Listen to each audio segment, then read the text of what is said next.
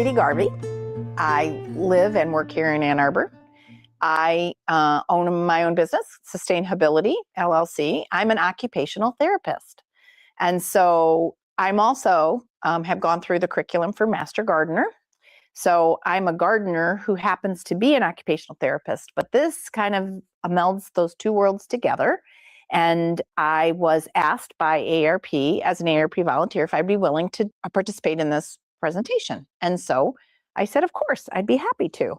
So today we're going to talk in two parts. I'm doing the first part, and then my colleague Maya is going to do the second part of it. But today we're going to talk first about the elements of gardening. Okay, so we have 4 questions we're going to ponder today. The first is, what are the health benefits of gardening as an occupation? So occupations are things you have to do, need to do, and want to do, and gardening can fall under a couple of different, for some people it's a job, other people it's a leisure activity, but it has a lot of health benefits, and I did do a lit review and I will bring some of those things up later in the presentation. The second question is, what are the parameters that are important to a thriving garden? So if you're going to go to all this work to create some and sustain some living plants, we want to set you up to succeed. So there are just some basic things that you're going to want to consider. And we're talking about container gardening, but much of what we talk about is applicable to a garden patch in your yard at ground level. If you do it in a container or a raised bed, that just makes it more accessible to a larger group of people. And it also, some of the parameters you can control for a little bit better than you would if you were doing it at ground level. What do I look for when I'm choosing plants and seeds? What are those things as a consumer when you are, best case, gifted something, or if you're going out to purchase something? What is it that you want to look for? We're working on the premise that we have a space that we want to use, and we're going to buy plants that would do well in that space, as opposed to, oh, I really like that plant, I'm going to bring it home and get it to grow. That sometimes is easier said than done. So we're looking at it in the first way. And then what tools and setup are going to make the work easier for everybody, things that you need to consider. Okay, so this is the part where we talk about all these health benefits that come from gardening. So why do people garden? They do it, 50% of people who identify as gardeners say that they do it because of the pleasure and enjoyment they get from doing it. And health benefits is the third most common reason why people say that they garden. They like to see plants grow. It's an expression of their own self-identity. They love the activity. They find it personally fulfilling, satisfying, calming, and a great creative activity. And it has been shown in medical studies to reduce your level of cortisol, which is that hormone that your glands give off when you're feeling stressed. And so excess cortisol can cause a cascade of all other kinds of problems. By participating in this, it's actually been shown to lower your cortisol level. Gardeners, and there was a study that was done, and I think it was focused on cardiovascular health, but gardeners had better health status, cardiovascular health status, and were less, and I reread this bullet and I was like, I have to make sure they understand this, less likely to report chronic disease or a high 10-year mortality risk, less likely to have poor mental or physical health status. So which came first? Are these people who like to garden and therefore their health is better? Or the fact is, because they're gardening, they went to gardening and in doing so improved their health? Who knows? That's not the way the study was set up. They are more likely to consume vegetables or fruit in their daily diet if they are gardeners. A big motivation for some people is getting to grow food to get to eat. And so, of course, if you grow it, you're going to be motivated to want to consume it. It's also a lot easier these days on your budget. And also, picking the flowers and bringing them inside. I mean, I just think it is a likely consequence that you would eat more vegetables, especially if you grow them or know what it takes to grow them. It's been used as an intervention in healthcare settings for people who are experiencing some mental health issues. So conditions like depression, anxiety, stress, mood disturbances, they have found pre-post tests that people who have any of these conditions, they really self-report feeling a whole lot better having had this experience of gardening. And many incorporate that as an activity that they participate in quite often. Also, just being close to nature. When you're out doing a garden, whether it's in a raised bed or out in your yard, you are up close and personal with soil and the rest of living things, critters too. So it has a positive effect on your mood, lifts your mood up, tranquility, mindfulness, and emotional resilience and greater vitality. So if something ails you, go for a walk in the woods or go out and dig in your garden. And it's certainly, I will confess that in my own personal life, spending an hour in my garden does a whole lot to lift my spirits. And then the other place that it's been used a lot is for people who have cognitive health issues, especially dementia. It is an activity that they have found actually replenishes your cognitive resources. It really helps with attention and concentration. So it gives you some reprieve. There's actually a scientist at U of M who published a really well-known study years ago about attention fatigue and the fact that spending time in nature helps revitalize your sense of attention. Also, while you're outside, you inhale something called the Mycobacterium vaccae, which is a healthy bacterium that resides in the soil, but it also increases your serotonin level in your body. So that's a healthy germ that's out there that your body can use. More sunlight and physical activity is going to improve your sleep hygiene, and you're also going to gain a lot of functional strength in your hands and fingers by digging, planting, and pulling. So, what is our plant comfort zone? So this is a map that's published by the USDA, and it's called the Plant Hardiness Zone. It is looking at the different climates, and you can see the United States is a very large country. It incorporates a whole lot of different zones. So what grows well in Texas probably is not going to do as well in Michigan or North Dakota. And this particular map, when they talk about hardiness, they're looking at cold temperatures. And the temperature here, Fahrenheit's on the left, Celsius is on the right. What is the lowest temperature that will be reached in that zone? So, but the same is true, like if high temperatures also, there are some plants that can tolerate heat and some that cannot. So the same could be true. But this is what they will use in the nursery industry and horticulturalists. This is what they're looking for, is what is this plant? And we'll talk about this a little bit later too. What hardiness zone is compatible with this particular plant? And if you go to the next slide, here's a close-up of Michigan. Based on this slide, if you can read it, what is the zone that we are in? Most of Michigan. And Ann Arbor, Detroit proper. 6A and 6B. And you'll notice that it's mostly 6A, but there's some sections that are 6B. And they're a little bit different. And a lot of it has to do with the proximity to the bodies of water. My brother, who is an experienced gardener, had a place on the shore, near the shore of Lake Michigan, on the southern tip.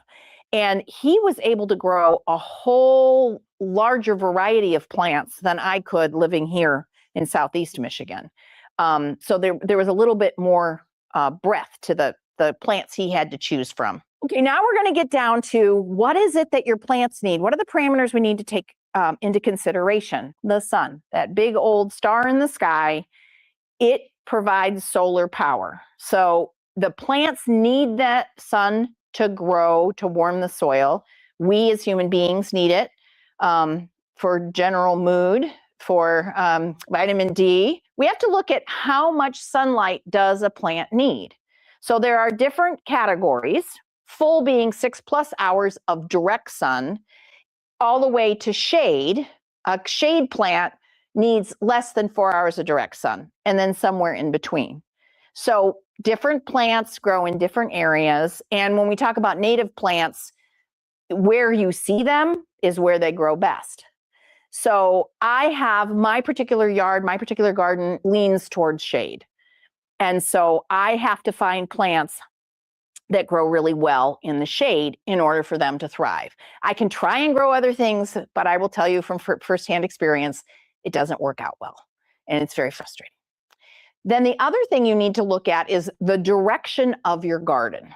So whether it's the container that you're going to plant or your yard, when we talk about cardinal directions, it's north, south, east, or west. So depending on what direction the garden is facing, it's also going to influence what kind of sunlight and when they're going to get the sunlight. So if it's south facing, that is where you're going to get the most sun, because you're going to be exposed in a true south facing. You're going to get sun for most of the day. If you're to the north, you're going to get the least amount of sun. If you're near a building, you may be in the sun all day long as a plant. Then there's east, and that sun rises in the east and sets in the west. So eastern facing gardens are going to get morning sun, which is not as intense, kind of gentler as the sun is rising. And then it's up ahead, overhead for a while. And then as it begins to set, you're going to get very bright sunlight later in the afternoon as it sinks below the horizon. And it also means it's the hottest part of the day, typically. So, and of course, then there's, well, what if it's southwest or northeast? And then it's a combination thereof. Okay. So one of the things before we leave solar power, we will show you when we go outside, and another part of this session is that we're going to talk about how you map the sun. So ideally, you'd have a good stretch of months to actually map the sun in your location that you're going to create this garden in.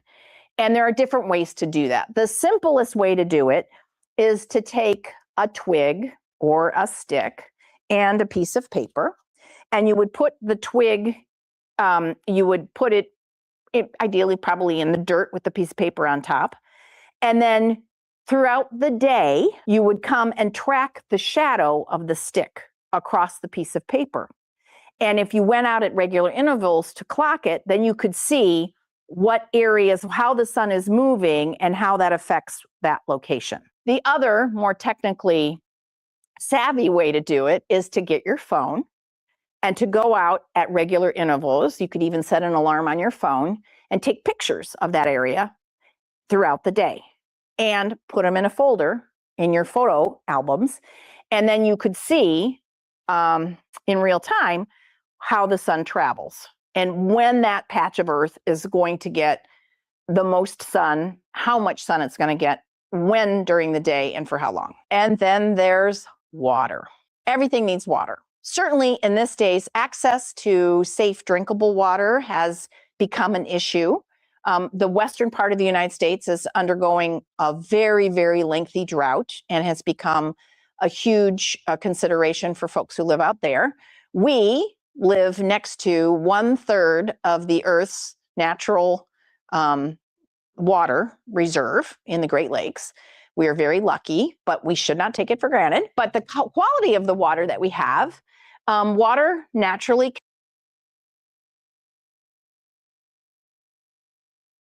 mineral content. I am on well water versus city water, treated water. I'm on well water.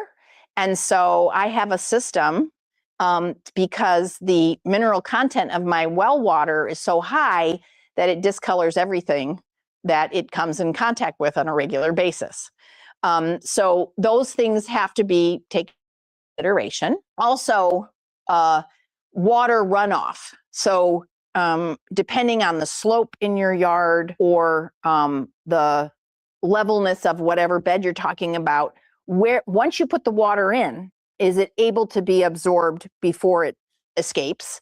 And then where's the water coming from? Also, if you have a treatment system and you have a water softening system, if you have really hard water, that puts salts into the water. And if anybody has plants at home in a pot and you water them using tap water with a water softener, you begin to have this white crust around the bottom of your pot because the salt is being leached out, which is, it over time is not good for the plant's health. But there are ways around that.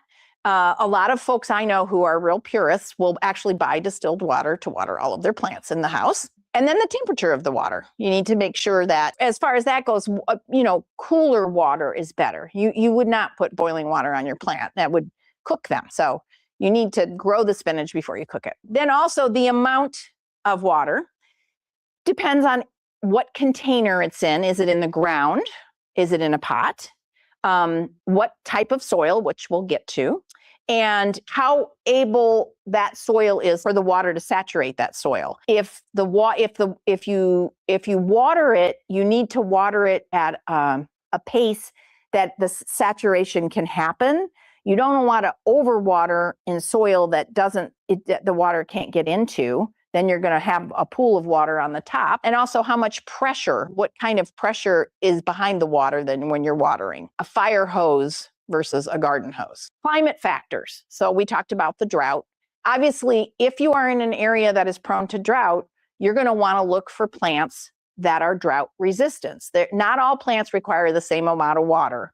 A cactus does not need as much water as a water lily.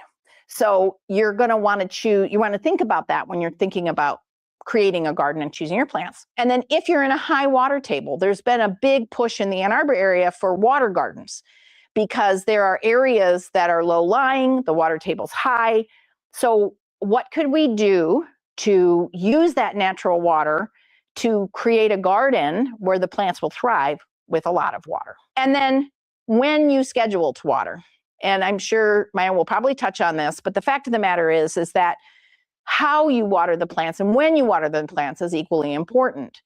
Typically, you're going to want to give your plants water earlier in the day or later in the day, but not too late.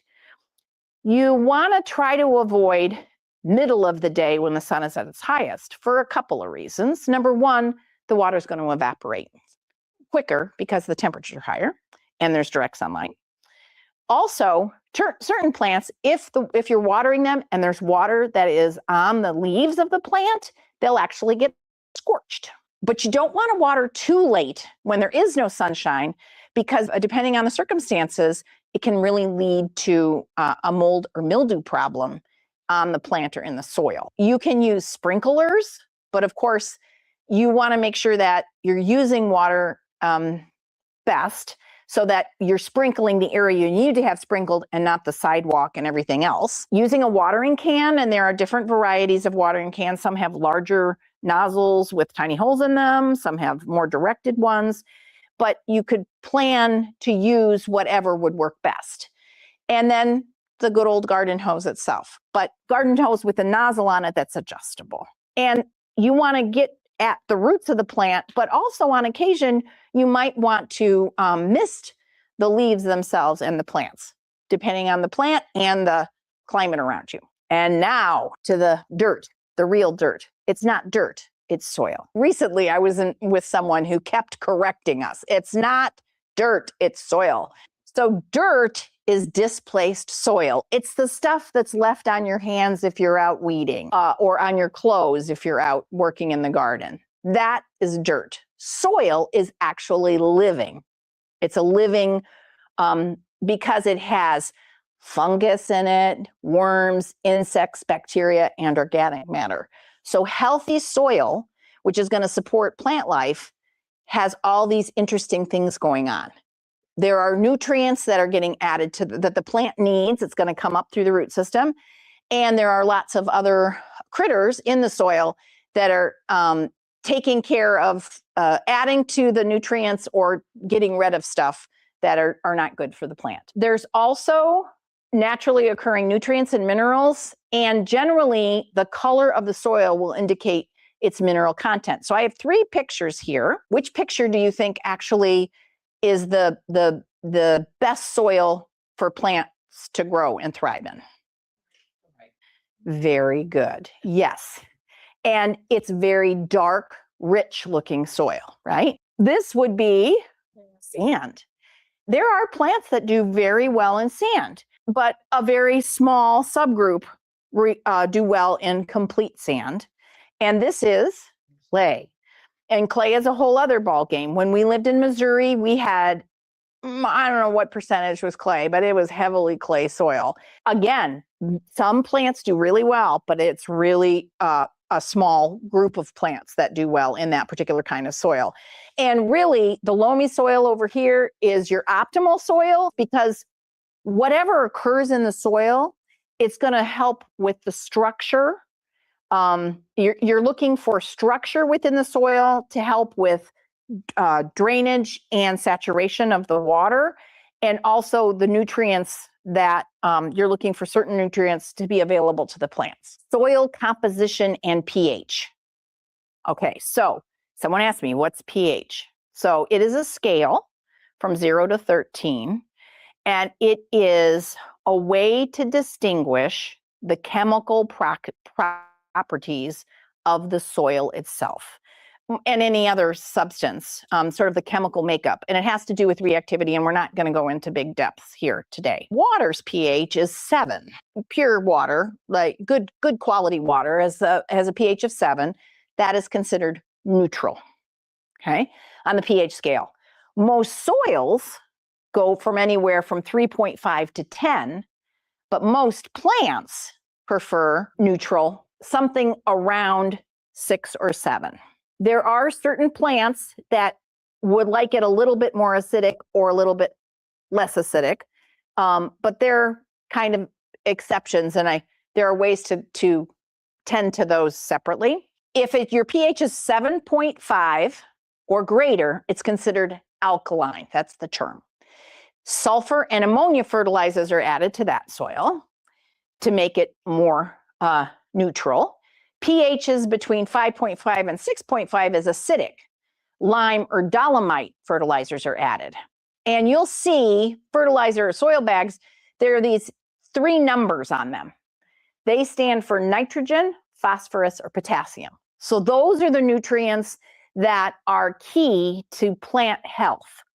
And you play with those numbers, adding to your soil. Nitrogen in the soil is going to give you green leafy growth. It's vitamins, supplements for the plant. It's going to give them a little kickstart. P, which is phosphorus, is for root growth, blooms, and fruits. So I use phosphorus when I'm planting bulbs in the fall, because I want the roots to be well established before winter sets in. So I'm targeting specifically a nutrient that it needs for that part of the growth cycle. And then K, which is potassium, is for just general health and stress tolerance in your plants. I would suggest, if we're doing a container gardener and you buy bagged dirt, or soil, excuse me, that soil, you can buy it and it's already pre-mixed for plant. And usually there's a flower versus vegetable, depending on where you get it. And this job's been done for you. However, you're going to want to pay attention to it throughout your growing season, because you're going to want to add to it. But if you're just using soil that you have available from your yard, or if you're doing gardening in your yard, I would really suggest that you get your soil tested. And the Michigan State University's extension programs offers a service where you can actually take a sample of your dirt, you fill out a form, and you send it in, and you tell them what you're going to be growing there, and they will send you back an analysis, and they'll let you know, they will make suggestions of what you might want to do to augment your soil to make the plants grow better that you intend to grow there. Short of that, you can also buy pH test kits, retail, and do a pH test on your soil yourself. So we're going to learn how to read a plant tag and all the information that's contained on a typical plant tag. So the picture is what the plant looks like when it's blooming. Perennial plants come back every year. So you plant them, you take good care of them, they will die back, but those roots they're dormant, but they're there. They're still healthy. It'll show up again next year. Love perennials. They are worth the investment up front to get a good one because it lasts. And with the proper care, you don't have to buy them every year. Annuals have one growing season and then they don't come back. Once in a while, you'll get a seed as a gift, and that seed will grow. You buy seeds and plant them for annuals, and you plant them again next year. And there's nothing wrong with annuals. They're lovely, and I like them because they really add color sometimes when it's difficult, when the perennials aren't really blooming. But that's what that means. Then this, light needs. What are we guessing these two symbols here mean? How much sun, right. And what this particular plant, this Geranium cinereum, which is the botanical name, ballerina is the brand name, probably refers to the color and style of the bloom. So what does this plant need? Full sun to partial shade. It can handle a little shade. Then this is the back here. So it gives you a little description. This is breathtaking lilac pink flowers with dark centers and purple veining. I'll linger just above attractive foliage. Anyway, bloom time is given to you summer. Most plants are summer blooming. It's a problem in my yard. They either bloom spring, April, May, July, and then August, September hits and everything's looking tired. There's no color. Care notes, water, keep soil evenly moist. Don't let it dry out. Don't let it get waterlogged. And then zone. This one's zone 3 to 8. Can we plant it here in Michigan? Yeah. Yes, because we're zone. You're right. We're right smack in the middle. Good. Okay. The height and the width, just to touch on this, and Maya will pick this up later too. This is at maximum growth. This plant is going to be 4 to 6 inches high. That's not very high. But the width is 12 to 18. So it's wider than it is taller. So this would be something that you would have as sort of a pseudo ground cover, right? It's low growing. But you need to have space to grow. So people often, starting out, get really excited. I know I do. Go to the nursery, buy all these plants, and then you have like this much space to put them in.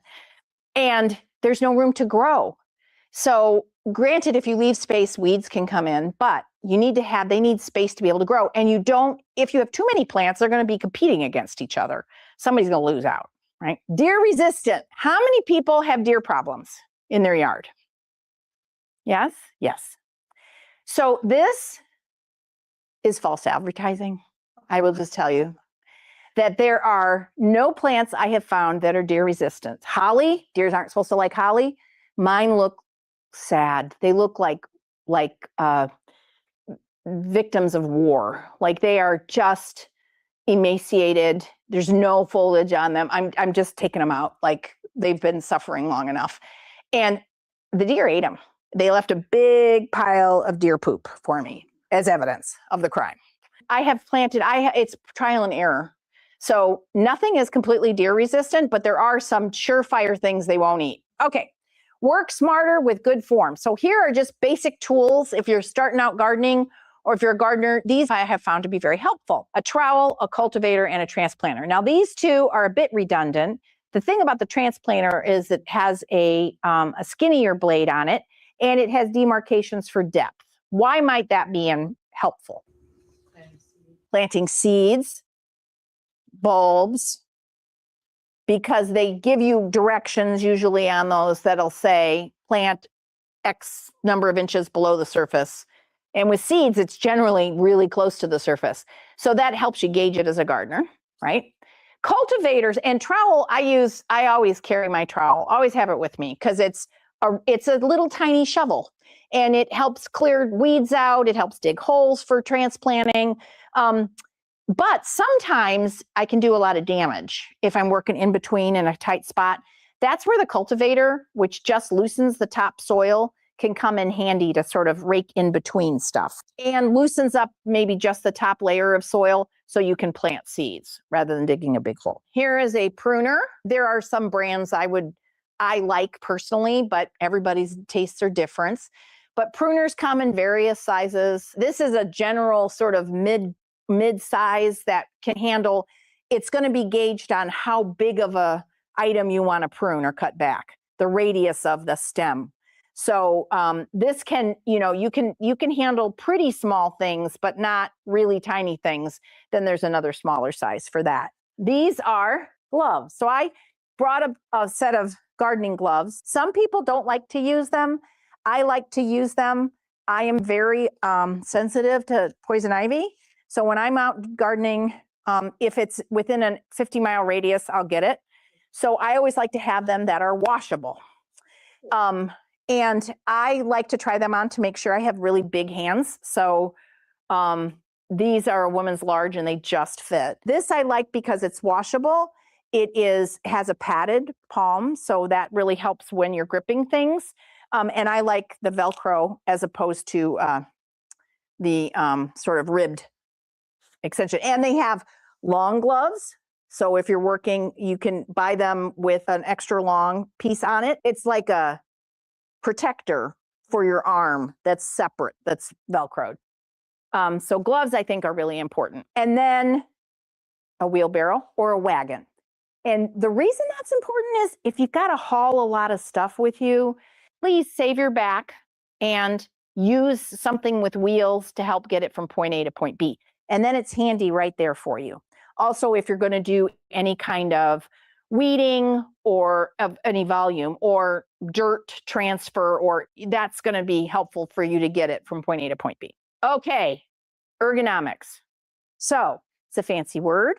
Ergonomics are making sure that whatever you're doing has as little physical impact on the body as possible. This is a diagram that shows people working, standing, here is sitting, and there is a yellow and a blue zone. So the best work zone is in the blue, acceptable work zone is in the yellow. So if you can see the diagram, what do you notice about the blue zone? It's closer to you. And what about as it pertains to your body structure? It's in alignment and it's within arm's reach. So if you are working on something, the best place for it to be is in midline right in front of you, and you don't want it too far below your waist or too high up here. So, and the yellow means it's okay, but it's a little further out. And depending on your arm length, right, and your height, that's going to affect what the zone is. AARP has graciously given us some very nice gardening tools, and these are ergonomically designed. So this is a lot easier to use than this. It helps. It has a very nice ergonomic grip on it. So this is the cultivator in another form, and this is a trowel in another form. And this, I would say, is sort of more like a pitchfork. I mean, that's as if I had to name the tool, right? Gripping them this way versus this way or some other wonky way, it's a lot less strain on your wrist, right? Now, keeping your back straight. Everybody sit up straight in your chair. Yeah, so that is not necessarily the place of comfort. So I was complimenting the Disability Network on the chairs that they have in this room. They're very good chairs because your hip is in a good position in relation to your back, nice, comfortable sitting surface. And so if you're going to be doing something for a long time, you are going to use less energy if you're sitting versus standing.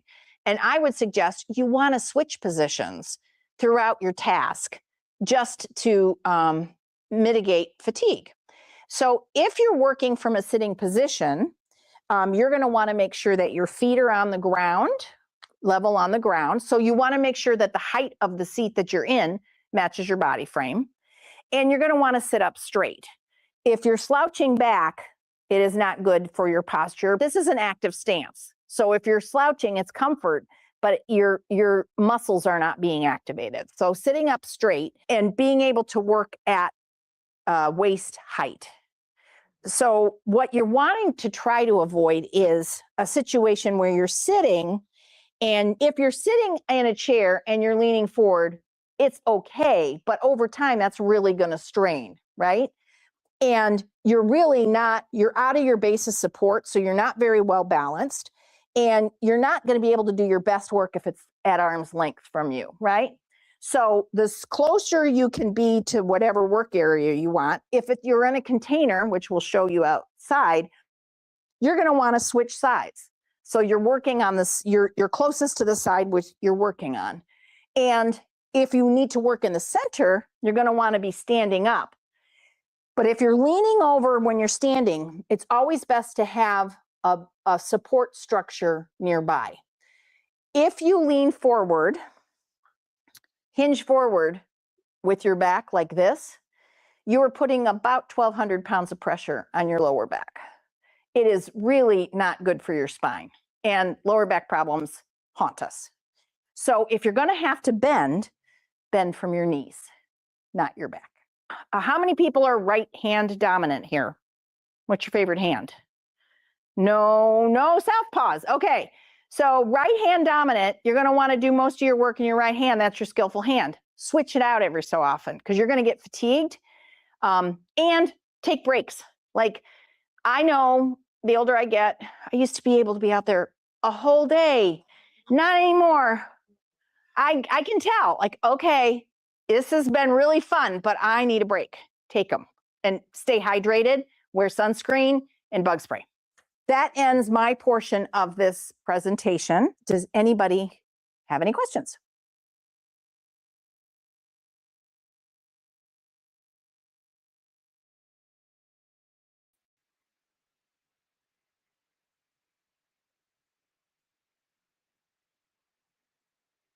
Hi, everybody. I'm Katie Garvey, who's on screen. And I welcome any questions anybody has about the content or something I didn't cover. How do you deal with deer? Well, Ann Arbor, the area where I live, we have encroached on their natural habitat, and farmland is disappearing and more subdivisions are going in. So they have less room to roam and they're looking for food. I do use commercial, I'm trying it out right now. I'm using commercial deer repellent and bunny repellent spray. The piece about that is that if it rains like it is today, I'm going to have to go out and reapply because it gets washed away. And as long as you're consistent, I know people have had good success with that. The other thing is, if they like to munch on my plants, I don't plant that next year, or I trade it out. And I have found a lot of native plants, which Maya's going to talk about in her portion. I have better luck because they're not, I think there are some that the deer aren't interested in, and they're also native to this area, so they grow well. Fencing, I know my neighbor has had to do some pretty extensive fencing around her garden. And in my situation, we have 2 dogs, but they're not a deterrent. So that's what I have found to be most effective.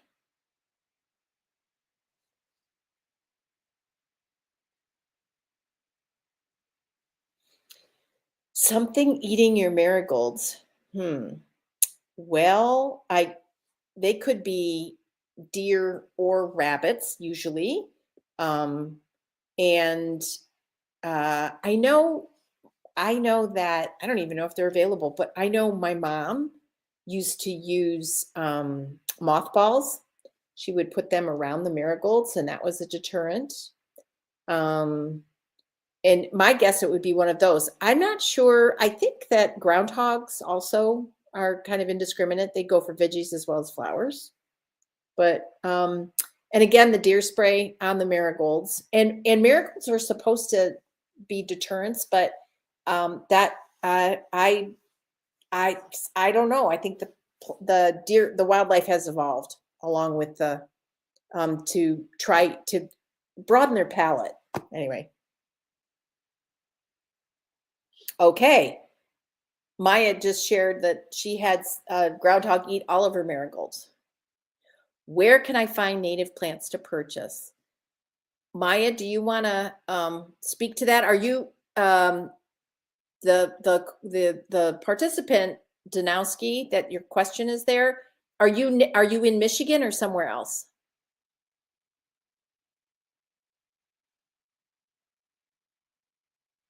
There's Maya.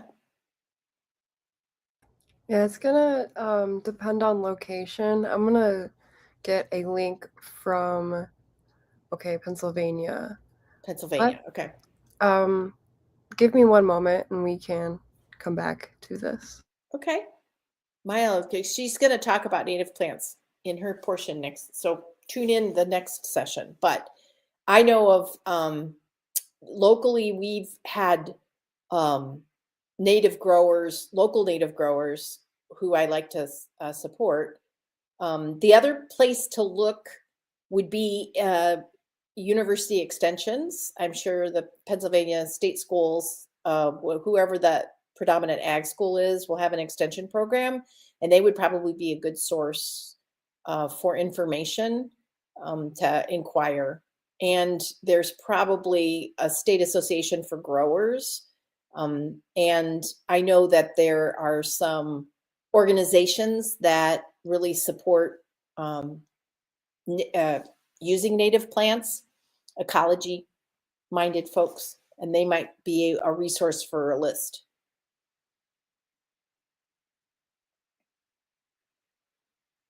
Yeah, so there's a link for the Ladybird Johnson Wildflower Center sorted by Pennsylvania. But I agree with everything Katie just said too for checking out your local state university extensions, or sometimes there's a nonprofit called Wild Ones that is really into getting native plants into communities and neighborhoods, and sometimes they will have specific sections for communities, so you can check out their resource lists too. Yeah.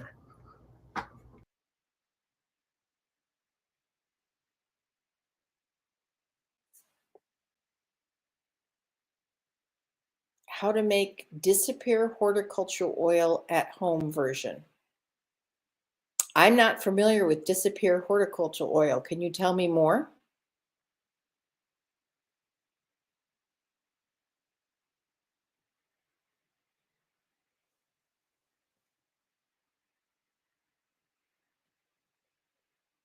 Is this a natural didn't put in the word disappear. So is this an oil you use to eradicate weeds naturally?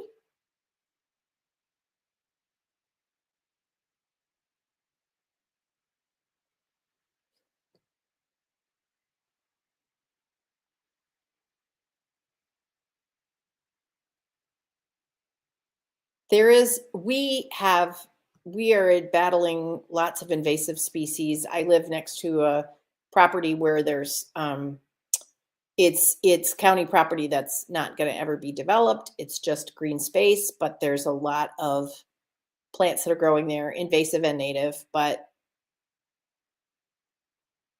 insects. Oh, natural oil. Well, I've had a lot of luck with, depending on the insects, you can use dish soap and Dawn dish soap and water on the plants. I've also had a lot of luck with we have used my husband has used I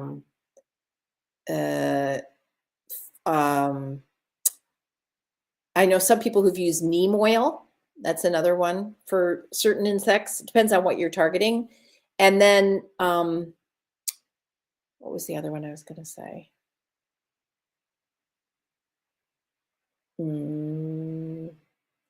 Maya, do you have other suggestions for ridding of insects?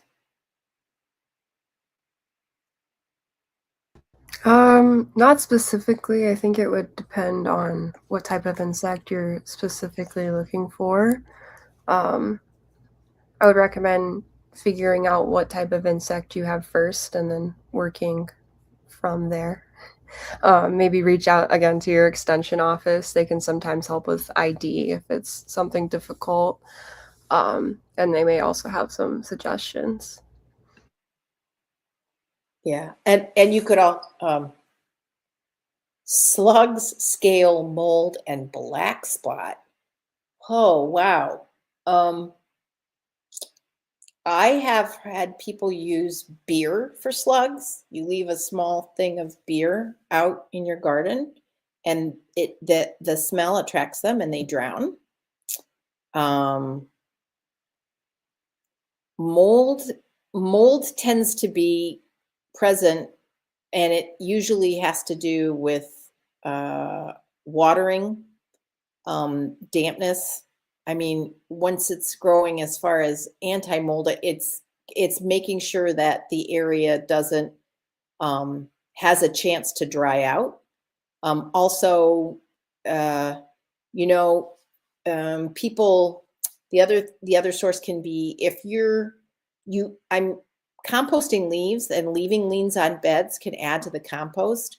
But if you leave the layer there and don't attend to it in the spring, it's a fertile ground for mold to grow. We do leaf composting, but we actually grind up the leaves, and we use uh, um,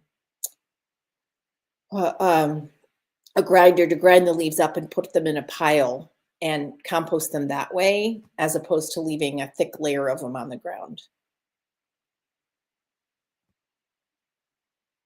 Mm.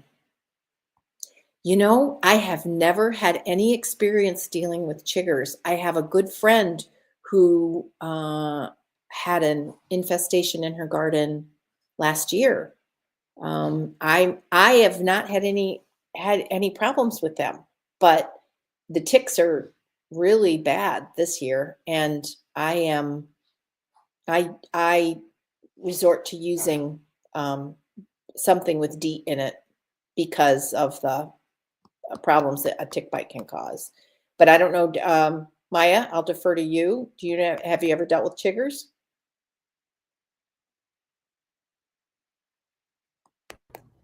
I have not either. Yeah, that's a new one for me. I will be honest. And I don't know that are they causing harm to the plants, or is it for the human beings in the garden? Because mostly chigger bites on humans is what I've heard most problems with. I haven't heard of them as a garden pest or a plant pest.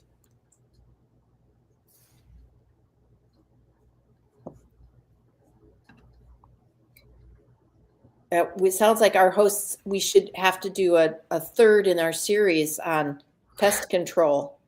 Yeah. Hot topic right now. Yeah, yeah. Yeah, and to interpret extension soil test results. I've done them and get a lot of information. Oh, oh, well,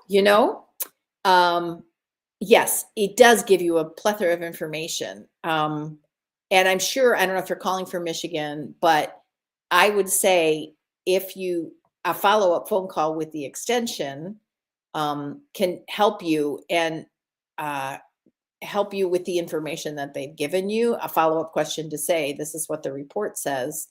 A lot of it for me was my soil was in pretty good shape. I just needed to augment it a little bit. And what I was planning to use the soil for is what drove the changes that I made. But less is more, and people tend to overdo it. And really having an opportunity to add organic matter back into the soil is probably one of the best things that you can do to actually make your soil healthier and therefore have healthier plants.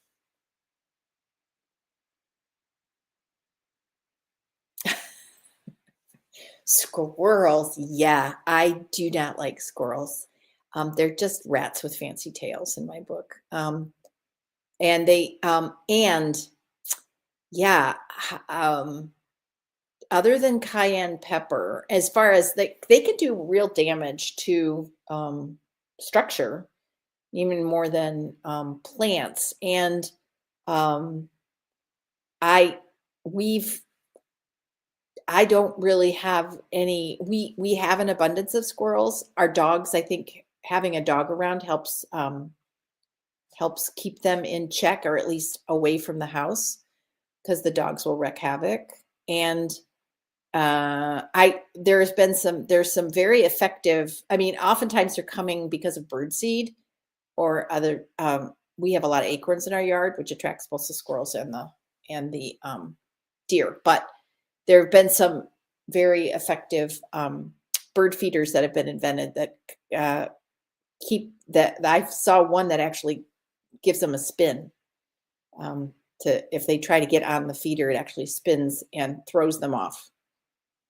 So I don't really have any other suggestions for squirrels as far as other than cayenne pepper, or what you can do to try to keep them out of your yard. Don't feed them. I mean, I know there was, while we were living in the urban area in Canada, there was someone who was actually feeding the squirrels. And so they, of course, kept coming back. And actually, overfed squirrels go a little crazy. There was a report in a Toronto radio station that I tuned into that said if you feed the squirrels, they actually overfed squirrels. It causes them to have some cognitive issues that makes them act particularly oddly.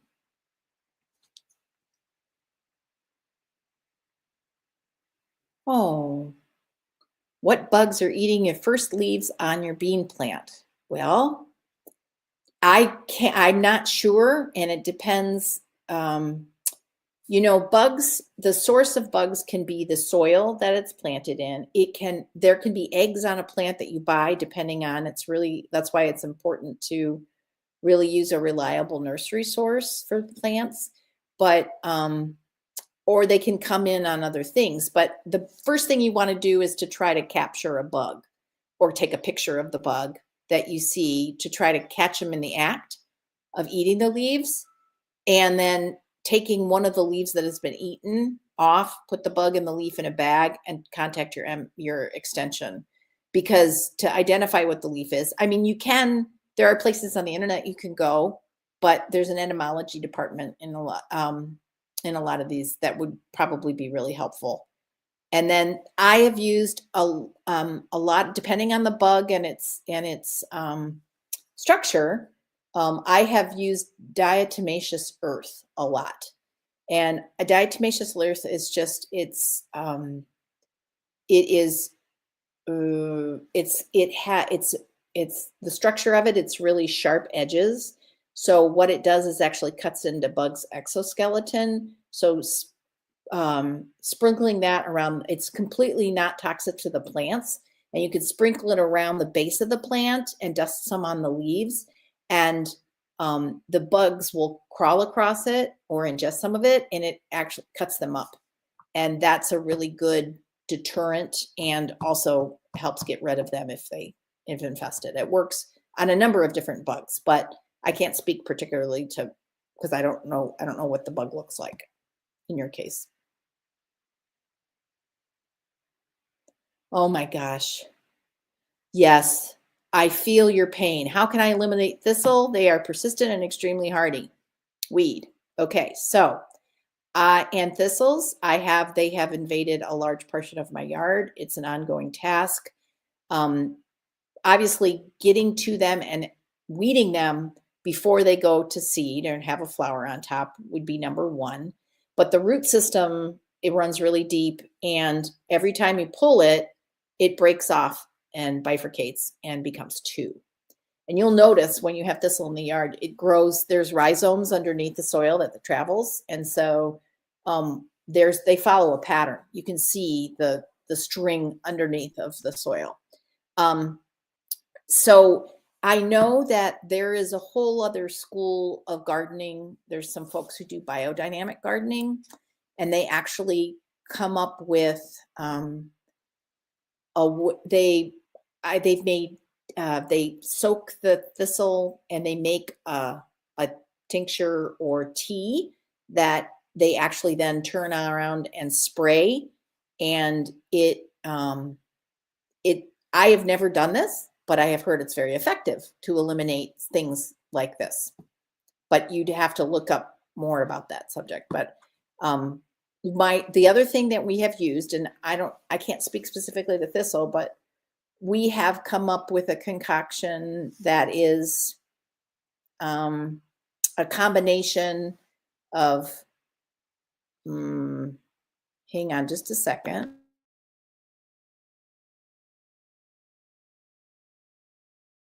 I was asking, my husband's the weed control guy. So I think it's Dawn dishing soap. And is it borax and vinegar? I think those are the three that you spray on the weeds. It kills them off. It doesn't a lot. It can start to affect your soil, but there are natural remedies that that kill the weeds off that are not herbicides that we want to try to avoid using.